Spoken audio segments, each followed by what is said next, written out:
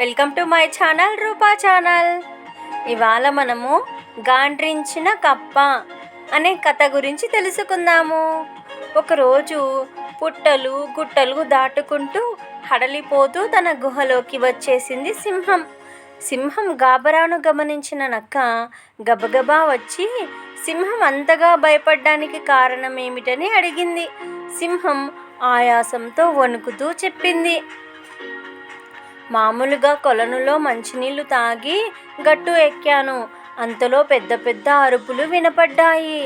గుర్ర గుర్ర బెకబెకామంటూ హోరెత్తిన ఆ అరుపులు వింటే ఎంతో భయం వేసింది.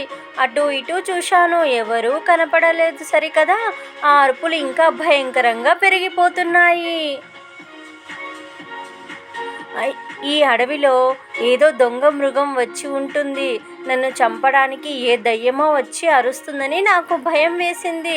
పరిగెత్తుకుంటూ గుహలోకి వచ్చేశాను. క్రూర మృగమో దయ్యమో దానిని చంపేస్తే కానీ నాకు స్థిమితం కలగదు అంటూ ముందు కాళ్ళపై తలపెట్టుకొని ఆలోచించడం మొదలుపెట్టింది సింహం.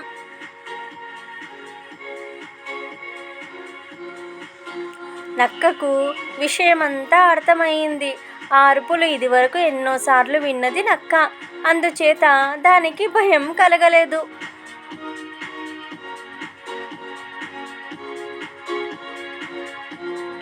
ఏమీ భయం లేదని సింహానికి నచ్చజెప్పి కొలను దగ్గరకు తీసుకువచ్చింది నక్క.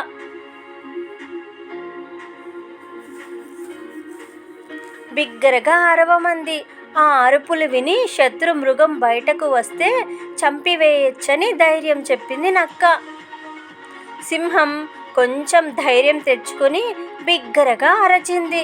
అడవి దద్దరిల్లిపోయేలా అరుపులు మీద అరుపులుగా అరచింది. వెంటనే అంతకంటే బిగ్గరగా అరుస్తూ చెరువులోంచి ఓ బెదురు కప్ప ఎగిరి సింహం దగ్గరకు ఒక్క దూకు దూకింది. అసలే భయంతో ఉన్న సింహం మరింత కంగారు పడుతూ అటు ఇటు ఎగరడంతో ఆ బెదురు కప్ప సింహం కాలి కింద పడి నలిగి చచ్చింది. హమ్మయ్య అనుకుంటూ సింహం చతికిల పడి కూర్చుంటే నక్క అన్నది, ఏవో అరుపులు విని ఎవరో శత్రువులు అనుకుని గాబరా పడ్డావు గాని కప్ప అల్పమైన జంతువు. దాని గొంతు మాత్రం పెద్దది, కర్ణ కఠోరంగా అరుస్తుంది.